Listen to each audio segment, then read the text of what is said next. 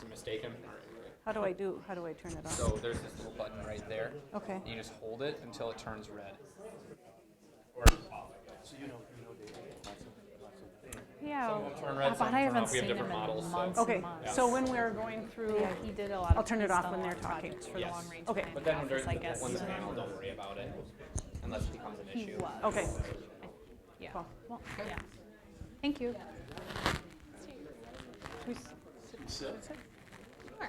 If I watch those, like the game Yeah, show. I'll do a few minutes of introduction. 10 minutes. I think I'll 5 give your minutes. bios and then just have you kind of start. Sure, yeah. And it'll be, they have presentations first. Okay. I can, Pop up and hit the light there. sure. There's no fun. There's too many twitches around. Thank you.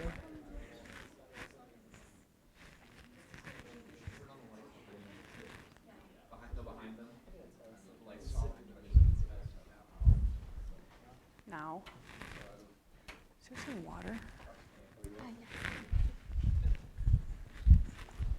Do you want us to come up here when we do our presentation? or- Lacy has a clicker, so you're welcome to use it. Okay. All right, good afternoon, everyone. My name is Marie Donahue. I'm a project coordinator and researcher here at the Institute on the Environment, working with the Natural Capital Project. So welcome to Frontiers in the Environment, the final session of this semester.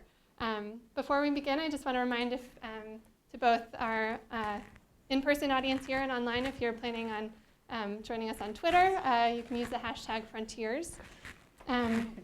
And so our work, the Natural Capital Project, is a collaboration with the University of Minnesota, Stanford University, the World Wildlife Fund, and the Nature Conservancy. And we work primarily on a concept called ecosystem services, or looking at the benefits that nature provides to people.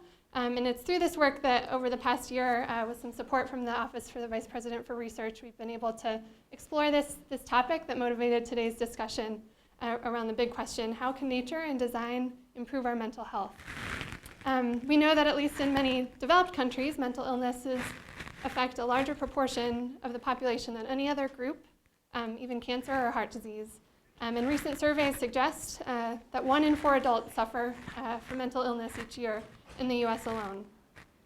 While many factors are at play here, better understanding how our surrounding environments impact mental health is a kind of growing field that kind of seeks to better understand this link. And so using approaches ranging from surveys and nature immersion experiences to brain scans, collaborators through this project from the past year have been exploring the evidence that suggests nature provides benefits to our mental health, whether through the pathways of reducing stress or rumination, improving our mood or cognitive function, or other metrics of well-being. So informed by this research, public health professionals, urban planners, designers, across disciplines have been working to apply this research to design and implementation in our public spaces and in health promotion and nature-based therapeutics. So today we'll be hearing from 3 experts in these topics who've been trying to do just that. I've asked each of them to prepare short remarks about kind of their experiences in relation to this topic. And then we'll follow their presentations with a Q&A. And so our first presenter is Lacy Shelby, the principal urban designer from the City of Minneapolis, Community Planning and Economic Development Office. Lacy is a practicing designer and landscape architect whose work focuses on innovative design strategies in the public realm. Prior to joining the City of Minneapolis, Lacy served as an urban designer with the City of New York's Department of Transportation, where she was recently the director of green infrastructure, helping on Mayor Bloomberg's Plan NYC and developing climate adaptation projects following the aftermath of Hurricane Sandy. Some of her relevant current projects in Minneapolis include the development of a public realm framework for the city's downtown, leading sections of the city's latest update to its comprehensive planning efforts, and serving on an advisory team for the Minneapolis Park and Recreation Board's Ecological System Plan. Our second presenter is Tim Griffin, the Director of Urban Design at the St. Paul Riverfront Corporation, and an urban designer with over 30 years of experience in architecture, planning, urban design, and sustainable development. at the Riverfront Corporation. Tim directs the St. Paul Design Center program and leads many other design initiatives. He's contributed to the corporation's mission of reconnecting St. Paul to its Mississippi riverfront through the core downtown area, the center development strategy, and the Great River Passage initiative through the Mississippi riverfront. Tim lectures and teaches here at the University of Minnesota in urban design, and has prepared award-winning downtown neighborhood and waterfront plans for many cities across the U.S., including Chicago, Minneapolis, St. Paul, Jacksonville, Florida, cities in Michigan, and Iowa and Pennsylvania, among many others. So, and then last but not least, we'll hear from Dr. Jean Larson, who is the manager of nature-based therapeutics at the Minnesota Landscape Arboretum, and the faculty lead at the University of Minnesota's Center for Spirituality and Healing on the East Bank campus. Dr. Larson coordinates a certificate program with the American Horticultural Therapy Association, leads community outreach initiatives, and assists in nature-based therapeutics research. Her interests are diverse and range from therapeutic landscape design to horticulture and animal-assisted interactions and care farms.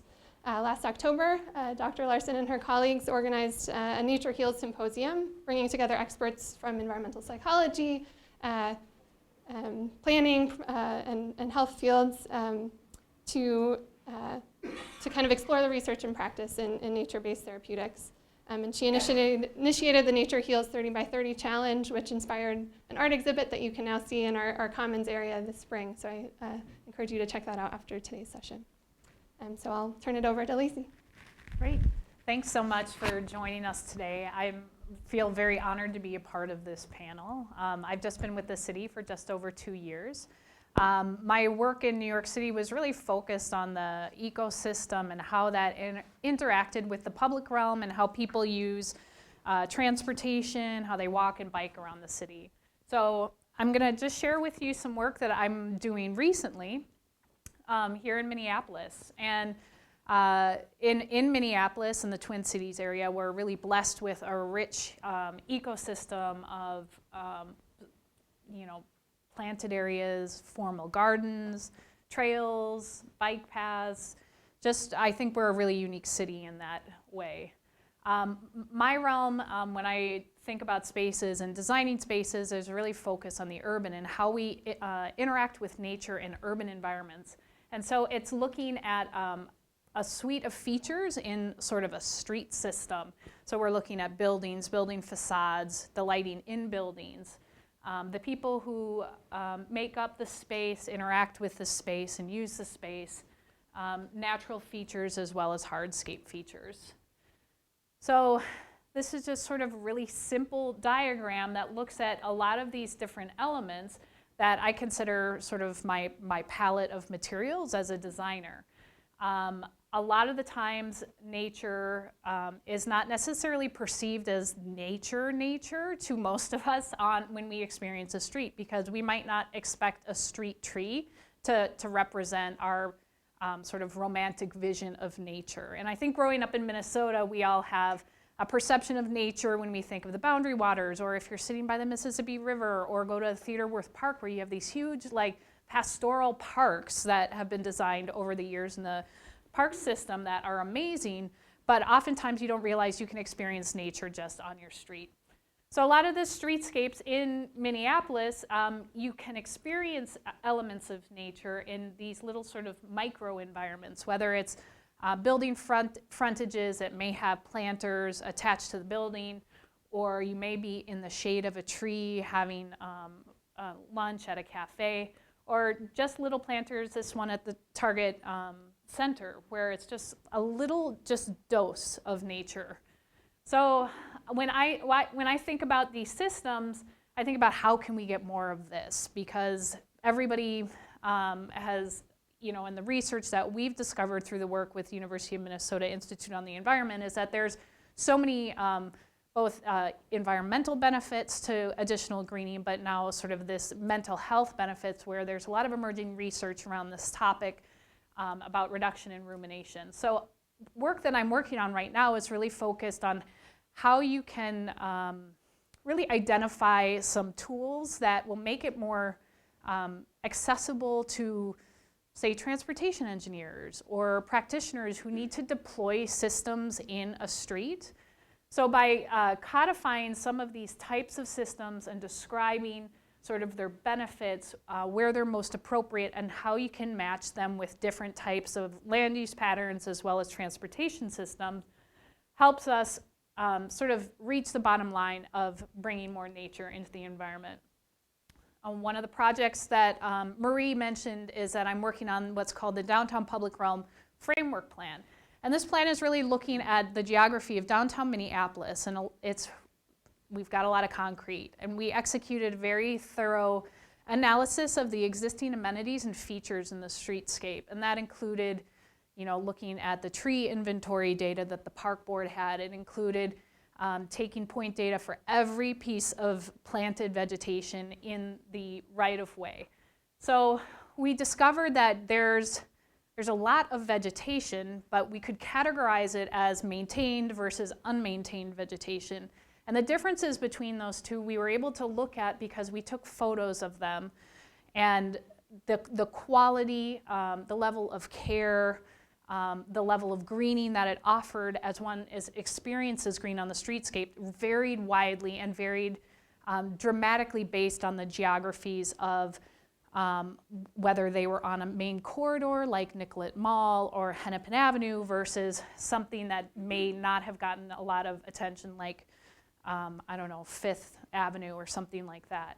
So we wanted to look at a typology of streets and identify those corridors of enhancement where you're getting the most pedestrian traffic movement, where you're trying to guide people from park spaces to the river or from major destination sites to other landmarks. And so by knitting those key features for residents, visitors, and workers, you can really make it a more hospitable environment for people to experience the streetscape. So we're just looking at sort of a case study here of an existing condition.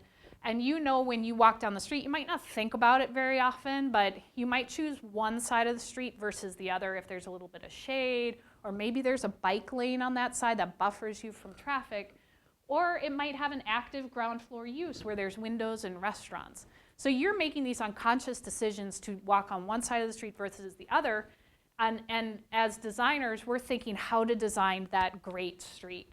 So by adding, whether it's vegetation, street trees and understory plantings, or planters, or creating sort of more functional landscapes, green infrastructure features, stormwater treatment facilities. But also you could see it really will help engender this idea of stewardship of public space. And these are the identical place ones just rendered. But to get to achieve this is a challenge for cities to do on their own. So oftentimes we look to different stakeholders, different partners. A lot of the work that we're seeing in Minneapolis now is being executed through public-private partnerships.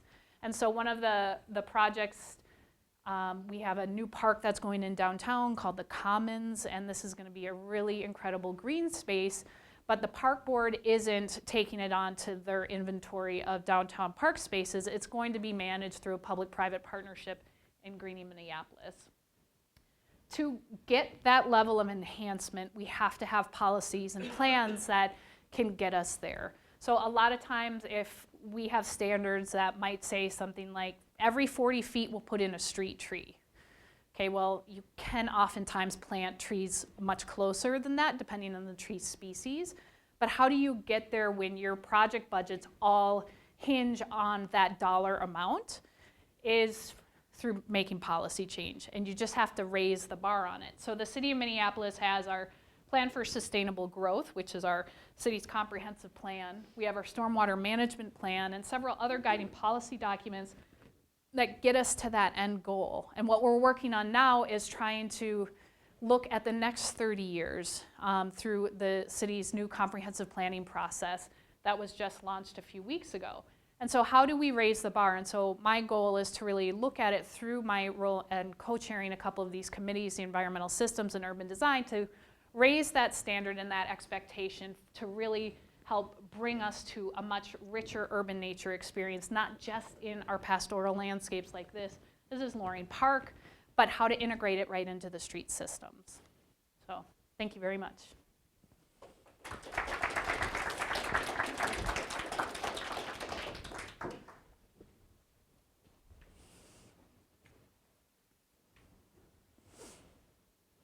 So thank you, Lacy, for kind of going through and bringing up to kind of a scale that I'm going to talk about here. And the clicker is, there we go. That's me. Hi, I'm Tim Griffin. I'm the director of urban design at the St. Paul Riverfront Corporation, and pleased to be here and kind of talk a little bit about my work over the past 2 years, some of the collaboration, and so on and so forth. And I've had the pleasure of meeting Dr. Larson about a year ago through some work that I was doing and a lecture that I gave, and became really intrigued with this idea of this is the Mandela from the Center for Spirituality and Healing, and where it kind of talks about personal well-being, organizational well-being, and community well-being. And I've been really intrigued with this topic of community well-being and how that plays out in a community development and urban design point of view. And the points are the environment, healthy, I guess, health, public health in this case at that scale, relationships within the communities, their organizations, security, both safety in terms of walking and safety in terms of harm. A purpose really about the idea of having gainful employment or a purpose in your life, so it all affects that, and then just the community relationships. So it's a Mandela that starts to work, and my work really was initially through a lecture called Walking into Wellbeing that we did, and it's about some of the work we're doing, a pedestrian demonstration project with the Center for Prevention at Blue Cross and Blue Shield, and this idea of how do you walk to the LRT line on University Avenue, and it's called the last mile to the Green Line, a half a mile north and a half a mile south. It spawned another project through a Night Green Line Challenge grant called the Better Bridges Project, and if you've heard, I-94 is now up for discussion. But the impact of those structures, and to take a county engineer out in the winter at night and have them walk across the Snelling Bridge, is a pretty transformative experience, and it really speaks to how these facilities function in your own environment. And just so this checks the safety box, it checks the health box, not to mention the environmental pollution around the freeway itself, right? And then the kind of occurrences of asthma and other social public health issues that are frankly very related to race and equity and where people live. And so we've created a pretty broad conversation here. I'm going to wind up my talk here shortly, but talking about a program we've been doing the last 5 years called the Placemaking Residency, where we brought people in. And you've heard a lot about systems. You're going to continue hearing about interrelated community design systems, right? Design thinking. And so this is an effort that we did. And we actually did a workshop, similar workshop here on campus, where the students went through and experienced the walk and talked about these series of improvements that could be made. One of the features here is there's a lot more green in this drawing than exists out on Snelling Avenue today, although we're getting there. And the story, I'm just going to talk on this a little bit. Part of the whole accessibility issue, 3 years ago, our placemaking residency brought Gil Penalosa from 880 Cities to town. And he's got a lot of catchy phrases, like he says, we have to stop designing streets like if everybody's 30 years old and athletic. It's he delivers a little bit better punchline than that. But he really kind of captures the essence of, if you design a street for an 8-year-old, your 8-year-old, either a grandchild or a child, and you'd feel comfortable sending that individual across the street. And if an 80-year-old could make it, you'd feel comfortable doing that as well, allowing them to do that as opposed to prohibiting. You're probably going to create a much better public realm. And that's a metric that I think is a pretty poignant one, and go out in any street and say, would you send an 8-year-old across here? And then also just the idea of here's some of the engineers that we walked through, and we had members of the disability community as well, and we're all only temporarily able-bodied, right, at some point in our life, so features in. this is kind of a big jump. But anyway, so we started talking about, we've actually introduced the notion of Snelling being a more walkable street. And lo and behold, what we tried to do would be opportunistic. This is the rendering of the new soccer stadium at the Snelling Midway site. It's a 35-acre site. It's had an opportunity. The ownership of the team is also the individuals who built Gold Medal Park in Minneapolis. So there's this notion of privately owned public spaces. This has been an opportunity to explore green infrastructure, stack green infrastructure from stormwater management, and of course all of the pedestrian features. I'm always a little bit leery showing projects that are in the legislature to groups, and when I see them 6 months from now, they say, well, what happened to that soccer stadium project?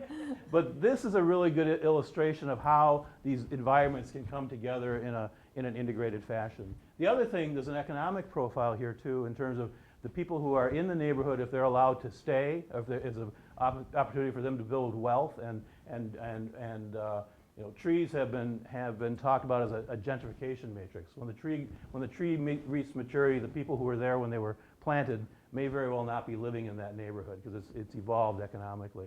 So we're trying to layer that conversation from an equity point of view in terms of what does this population look like in this location. I bet you didn't know that when I-94 was built, there are actually drawings that showed lids over it back in the, when was 94 built? In the 60s, I think, 60s or 70s. But this is a study that we're doing for kind of with the impetus coming out of the University of Minnesota. Tom Fisher has been talking a lot about, you know, lidding the expressway system. As I mentioned earlier, the I-94 initiative, this is becoming part of the conversation. So this is a 5-block long lid over, this is Victoria Street right here, Jackson Elementary School, and Victoria is actually a green urban gardening street with Frogtown Farm at the north and the Mississippi River at the south. So it's just evocative of what could happen, and it also has reknit the street grid pattern across the way.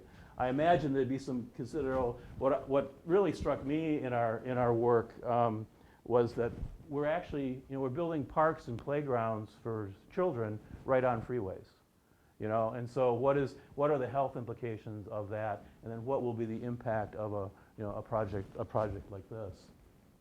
So these larger scale projects offer forums for communication, and I think the important part, I just want to go back to one thing on this one here. I'll show you real quick.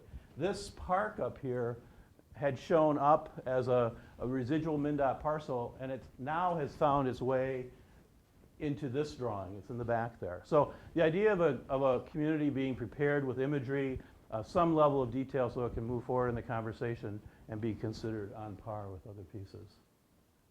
And so I'm going to conclude now. There are other stories, as Maria mentioned in my bio, the Great River Passage Plan. We're working on the River Balcony project. There's going to be a public announcement for that going forward. We can touch on that a little bit more in the Q&A. But I would invite people to go to the Riverfront Corporation website and check out the Placemaking Residency. This is the 5th year that we've done it, and the forum this year is around design for equity. So we have a number of speakers coming in, working in a number of locations, including Rondo, including the Creative Enterprise Zone, North Minneapolis, and Brooklyn Park. So we'll be doing sessions over the entire week, and Majora Carter is the keynote speaker at a wrap-up on Thursday. So I'll stop there.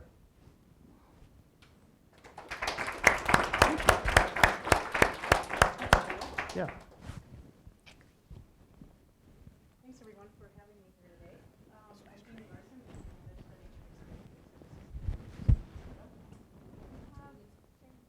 Oh, sorry.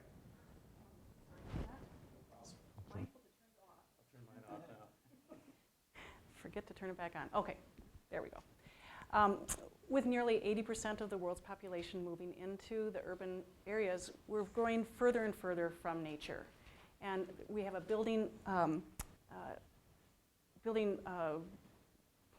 we're building a body of research. Sorry, there was 2 B's there one time. We're building a body of research that helps to support how nature is essential to health and well-being. For example, just the idea of being out in nature for 30 minutes each day, bringing about some kind of restorative, mental, physical, and spiritual restoration, or having green space accessible to people within a half mile of their home. Helps to bring opportunities for physical exercise and brings the community together. So it's this information and more that we've been building the nature-based therapeutic services for the past 24 years. So what is nature-based therapeutics?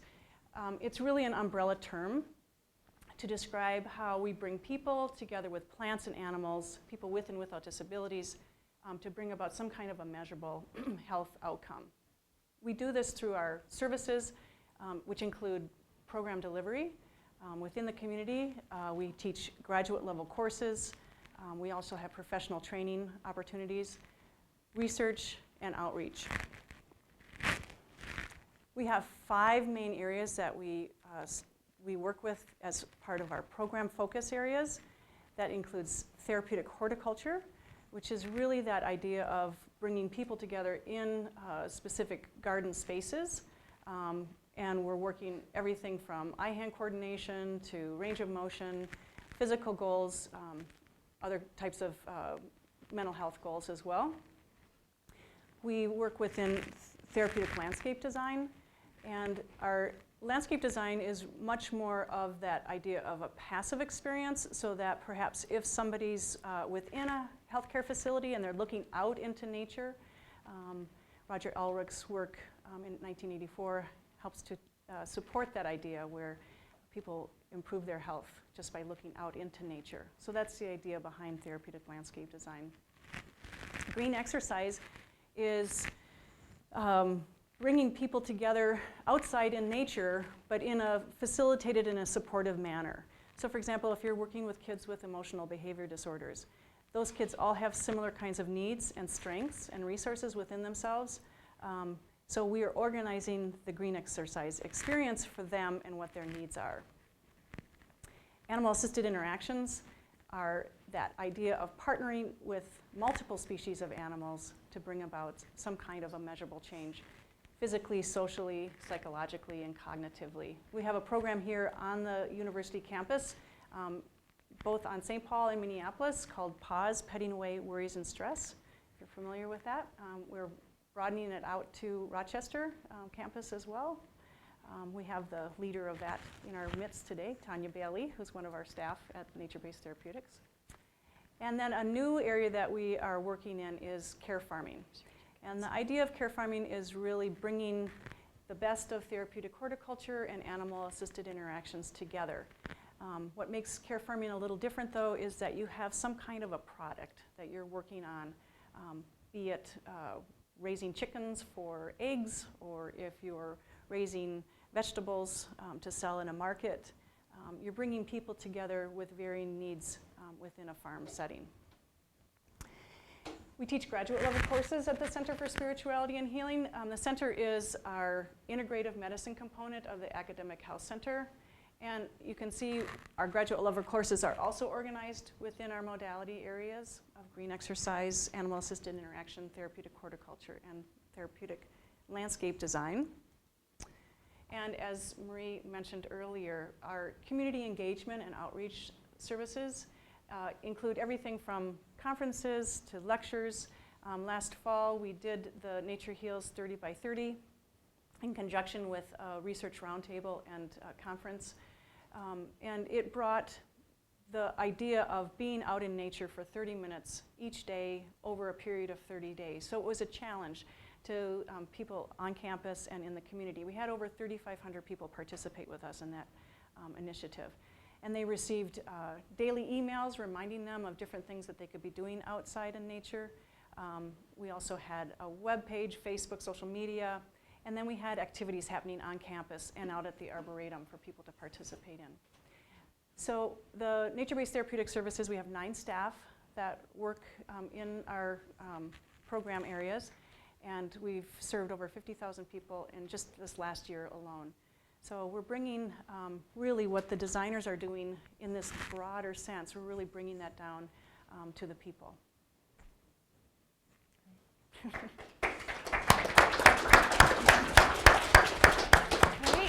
Thank you to our panelists and for those presentations, and we'll open it up now to some questions from you, the audience, both here in the room or online.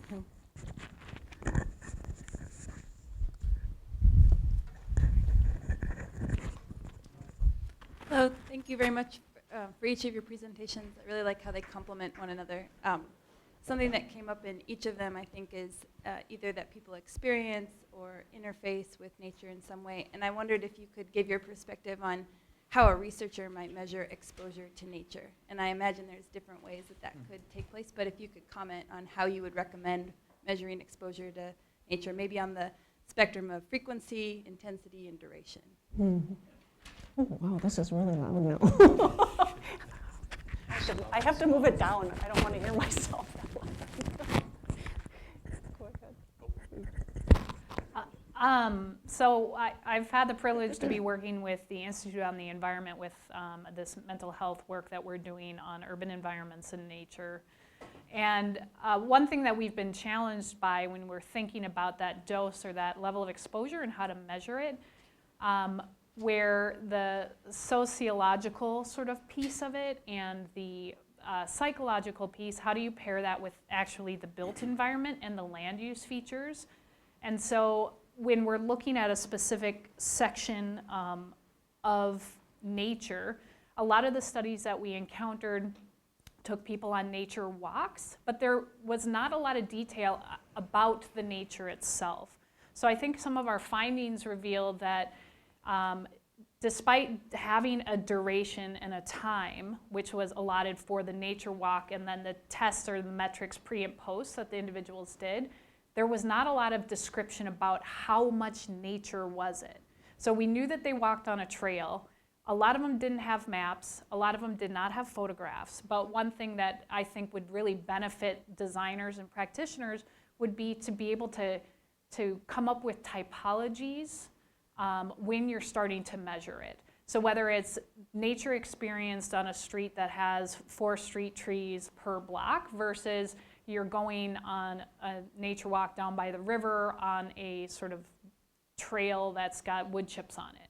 So I think for me, when I'm thinking about urban environments, is understanding sort of the map or the big picture level, sort of the proximity and distance between buildings, what the transit routes are, say, and what all of those sort of auditory experiences are of nature, as well as the tactile and sort of the sensory experiences. I'm not sure if I could come up with sort of the metrics themselves, but I think it's something that we've found working on the project we're working on is that there's really sort of a failure in the reporting of what that nature type is. One of the things that we're doing with the animal-assisted interactions is we are doing interviews, more of a qualitative kind of experience, and then we're coding the information that we get so that we have this rich qualitative information, but then our coding, then it has a measurable kind of number that goes along with it. So we're balancing between the quantitative and mixed method kind of a thing. So I love hanging out with scientists now because that's never been my forte, but I'm learning to incorporate metrics into making my case around like a policy initiative or something. And Lacy and I were talking earlier just in general, but some of these things would be very good mapping exercises. So how do you do that? I think kind of the tried and true way is just by observation with the group Partners for Public Spaces has a lot of methodologies. In a way, unfortunately, but the engineering community has it pretty well worked out for cars and airplanes. And if we start to apply some of that you need to have that to apply to people as well. And then finally, one of the things working with Gell Architects last year out of San Francisco in the Placemaking Residency, they're very keenly into data also. And one of the things they're doing is mining Instagram photographs to create profiles of who is using spaces. So for example, that park I showed you potentially at the soccer stadium, by mining the Instagram data, you could find out whether it's residents that are using the park or whether it's visitors. And you can also, with some of the coding on it, find out demographics and income levels and so on and so forth. So I think even in the symposium, part of the discussion was how to pair the data with the narrative to make a case. So we'll have to talk later and collaborate on that. So. Todd?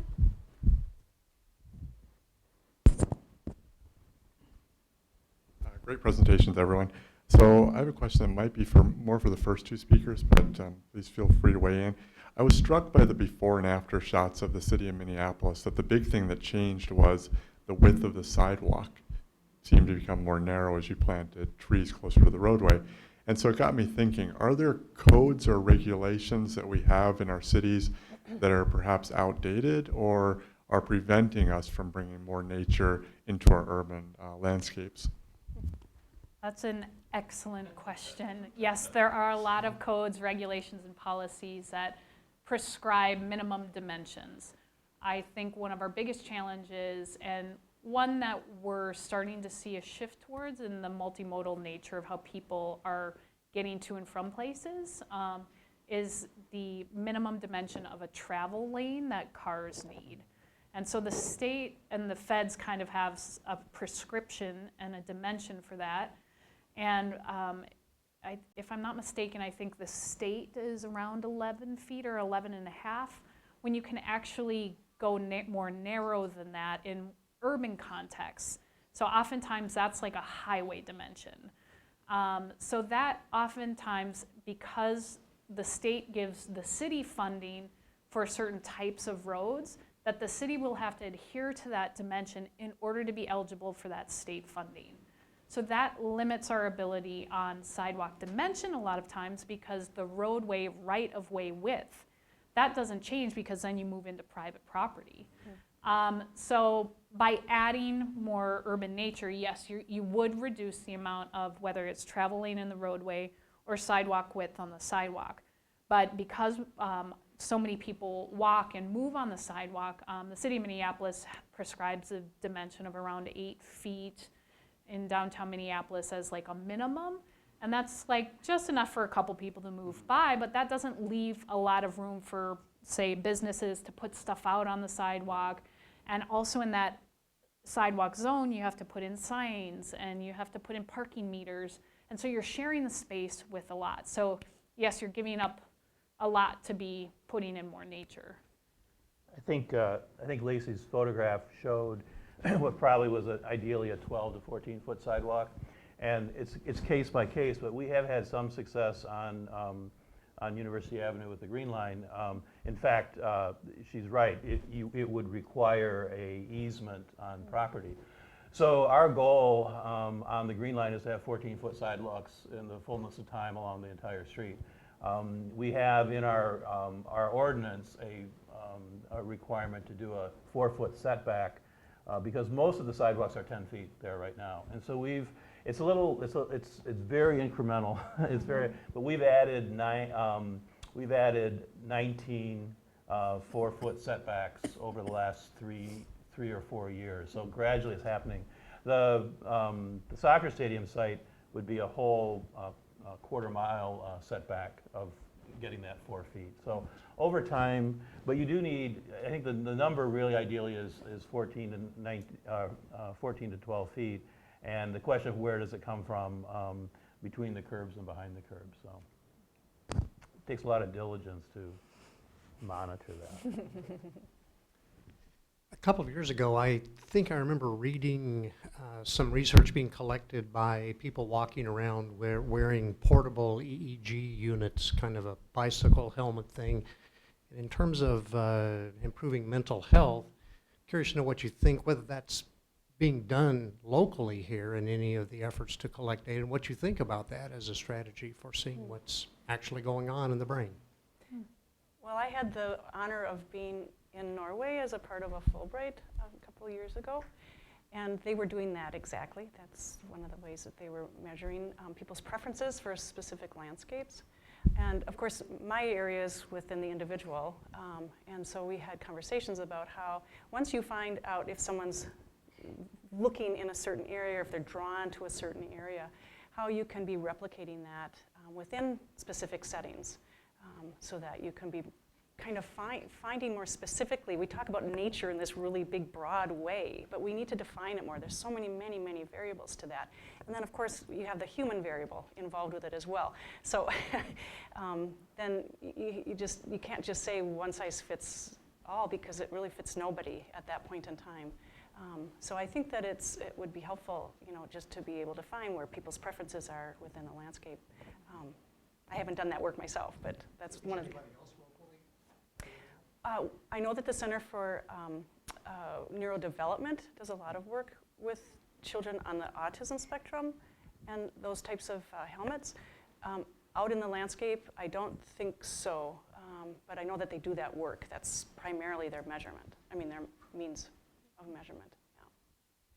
Yeah. All right, I have a couple questions from the online audience. The first one for Mr. Griffin: how much community input is gathered in projects like the Great River Balcony or the soccer stadium? So you have to, I think one of the most common things that you hear is from a community member, this is the first time I've heard of this, why didn't I know about it? And that's a valid question. University Avenue probably has about 7 years worth of plans and conversations behind where it's going right now, but that doesn't change the individual interaction around that. And so from a process point of view, you have to look at kind of who is at the table. I think the idea that, to quote another kind of a Gil Penalosa-ism, he talks about urban cadavers who appear to oppose projects at an anointed time and disappear back into the landscape. And I think a lot of it's around engagement, is being able to go out to where people are in terms of getting ideas. First of all, letting them know the level of information that's out there through both conventional meetings, although I think one of the narratives right now is that those prove to be less effective.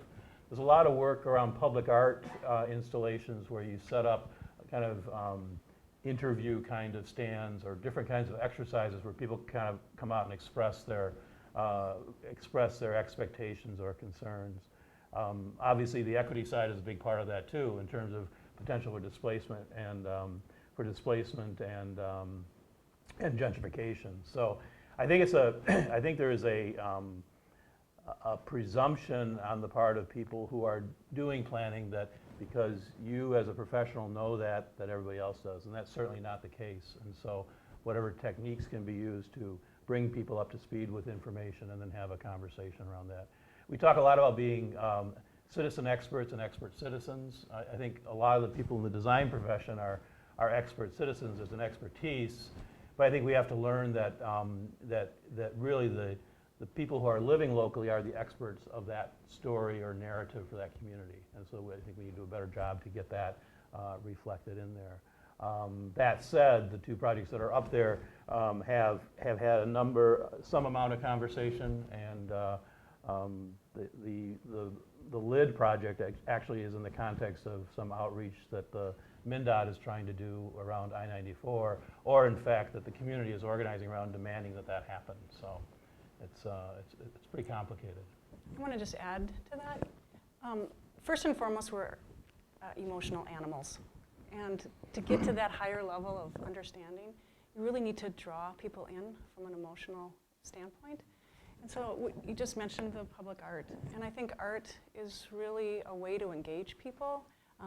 Setting up activities for people to do, to just pique their interest is another way to get people involved, because the message is out there. It's just who's going to grab onto the message. It's how the message is delivered, I really think, is what is going to make the message heard. Thank you. One more from the online. What do we mean by mental health in exploring this connection with and influences of nature? Do we have an agreed upon set of outcomes we are seeking to demonstrate or promote? And are we presuming that all nature is equal? Well, when I talk about mental health, I'm really drawing from 4 domains. I look at the physical, psychological, social, and cognitive. They're all interwoven, they're all interconnected. So I have, for example, I do work with adults with severe persistent mental illness, and our work with them really is trying to get them out into the community. A lot of them are really isolated. And so bringing them out into the community is really important. So just on a physical level, getting them engaged. Once they're engaged on a physical level, joining up with other people socially, having community, that engagement. When we're in the garden, and that blossom end rot is on the end of the tomato, we can learn about what blossom end rot is, so it's helping us with our cognitive understanding. And then just physically being out there, and that exercise is helping with the mental health as well. So I don't really isolate it to one specific area. I think it really needs to be a holistic approach, that integrative approach to mental health. Yeah, I might just add that, I think the motto for the city of Chicago is herbs and horto, so city and a garden. And I think that a lot of what we're doing now is can the public realm contribute to community well-being and mental health? So as a designer, I'm looking to to focus the resources to do that and create these arguments, whether it's for stacked green infrastructure, whether it's for community well-being, public health, that creates more than just an aesthetic case for this investment, but the return on this investment can be measured in terms of improved health outcomes, probably include improved mental health, and so. And I should add, we really look for that transformative experience from a spiritual level as well. I mean, that's our highest goal, really. We really hope that people become engaged with nature for mental health, because we're all basically selfish. We have to satisfy our ego. But then once we have that connection with nature, then we can now take care of nature because it's taking care of us. So nature connectedness is really our highest goal, that stewardship of the earth.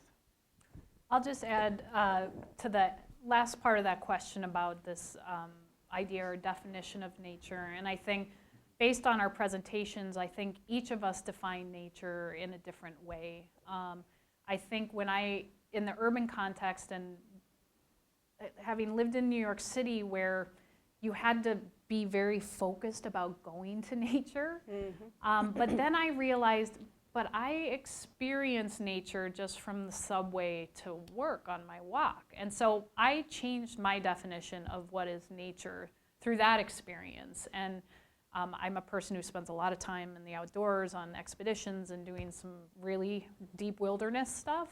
But then knowing that in order for me to feel whole, I need to recognize that I see nature in a moment, in the song of a bird, in a street tree. So that's where my definition of nature is, but in terms of sort of the study or the research around it, I think a lot of papers are doing a better job about describing sort of what the objective of nature is. But I think it's kind of a moving target. Thank you so much for speaking. I was hoping you could speak more specifically to how Minneapolis and St. Paul are thinking about urban greening and gentrification. I think,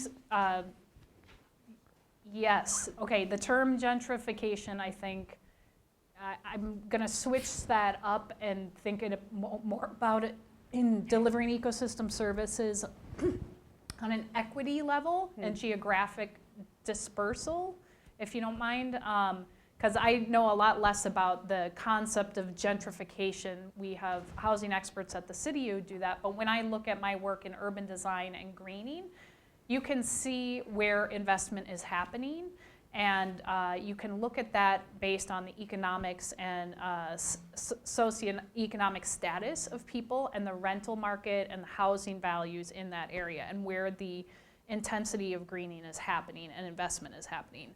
So I think, it's pretty obvious, and that both mayors in both cities are really targeting this broader idea of equity and how to deliver more services in a more equitable fashion across many different communities and neighborhoods that may have otherwise been underserved. So I definitely think that we can do a better job, and that we are using tools like the examples that I showed you were developing this public realm guidelines to really provide more of a prescription that can be equitably distributed citywide. Yeah, I think I would just, that's a really good question. I'm not sure, hopefully after this week in May, we're going to have some better answers. That's one of the reasons we're putting the Placemaking Residency together around Design for Equity coming up. And so there'll be a lot of speakers coming and visiting on the ground. And I think the idea of of being honest about how we are doing and having kind of there's a method out there called the Equity Scorecard that's being used in terms of, it looks at who's at the table in terms of making decisions, how resources are allocated, and what happens after the investment occurs. And weaving that in, I think we're in from a policy point of view, we're in a good place if we take advantage of it, in that a lot of the comprehensive plans are being redone. And so those become the basis for a lot of the codes and ordinances in the city. And so if there's a better job done in terms of community engagement in those exercises, it should work its way to the very obviously, apparently very mundane kind of policy level. But those all work in collaboration. So, but I would really encourage people to look at our website and look at the programs that are being done, and maybe we can, Marie, maybe we can post that on the information. But it's riverfrontcorporation.com, and it's the Placemaking Residency. One thing I'll add, Dr. John Bullard down in Texas has written several books about gentrification and environmental justice. So I would definitely recommend you sort of seeking him out because he's built his career on looking at the disconnect. Are either of the cities tracking any outcomes after an intervention? I know with the Green Line there has been some turnover in the small business community there. Do you have, is there any systematic way for the cities to track what happens? So you're right, on the Green Line, it's called the Big Picture Project. It was a research-funded project that kind of set a baseline for affordable housing and other indicators along the corridor. And Wilder Foundation has been tracking that for about 6 or 7 years. And there is funding for them to continue to do that. And so they publish an annual report on it and have a kind of convene a policy forum about what is impacting that. There was a project in Boston, I think the Danbury Transit Line, I believe is the name of and that had a lot of community investment, organizing around it, and they are experiencing gentrification 10 years after the investments have been made, and so there's been a lot of reflection on that and what has happened. So I mean, it's a real issue. But the Green Line is working with Central Corridor Funders Collaborative and and Wilder Foundation have been tracking data on that. It's called the Tracker. So. The city of Minneapolis puts out quarterly a report called the Trends Minneapolis Report. And it looks at a range of issues. It doesn't look at project-specific impacts because a lot of times those benefits are hard to measure immediately after, and a lot of times the horizon on them, we've got to look 5 and 10 years out to the impacts, illustrated by the Chicago example. But we're trying to find new ways to measure that. And we know that our business development unit on division at the Community Planning and Economic Development, as well as our housing groups, have come up with ways to evaluate that much more effectively than we have yet been able to do with urban design interventions. So I have a question for Dr. Larson. Connecting nature and mental health. I'm wondering if your center has looked at sort of purposeful living based on sustainability, which connects environment and mental health. Mm-hmm. That's actually the idea behind care farming. It's more that idea of intentional community. It can be in the urban setting, it can be in the rural setting. Most of the examples we have come through the Netherlands and Scandinavia, and they're in more of a rural setting. But we can see examples sporadically throughout the U.S. of urban care farming, where you are really trying to marry your work in the product that you have for your farm, and then how that impacts the community as well. So bridging those two areas. And then, of course, I think because you are, I don't have any data to back this up, but the N of one, me, my experience has been those who are involved in these types of communities are really very committed to that idea of sustainability and making an impact on the environment with their lifestyle. Yeah. Mm-hmm. All right, we might have time for one more question if there is one. Anyone? Okay. So just to follow up with that, what do we have here in Minnesota? What do we have here in Minnesota? Well, are you familiar with the Waldorf schools? Yes. So the Rudolf Steiner has Camp Hill programs. We also have nearby, Wisconsin has quite a few of these types of care farms. One in particular is Community Homestead. It's in Osceola, and Philadelphia Farms is also. You're ahead of me then, I don't know that. Yeah. But the Camp Hill program that we have here in Sauk Center, Minnesota, and I think there's others that wouldn't necessarily call themselves care farms. They might be considered like equine facilitated psychotherapy, or they might be thought of as therapeutic horticulture. And that's actually one of the reasons why our nature-based therapeutics term is this umbrella term, is because we see so many interweavings between these different modalities, and we're generative. We want a big tent for all of us to have the conversation together. So I think that there might be more than meets the eye, just by definition. All right, well, we can thank our panelists again. We have these Frontiers in the Environment mugs that I'll be passing along to each of them. And then hopefully join us to continue the conversation for some snacks in the back. And so this has been the Spring 2016 Frontiers sessions. We encourage you to stay tuned for the next series in fall 2016. So thanks again for joining us.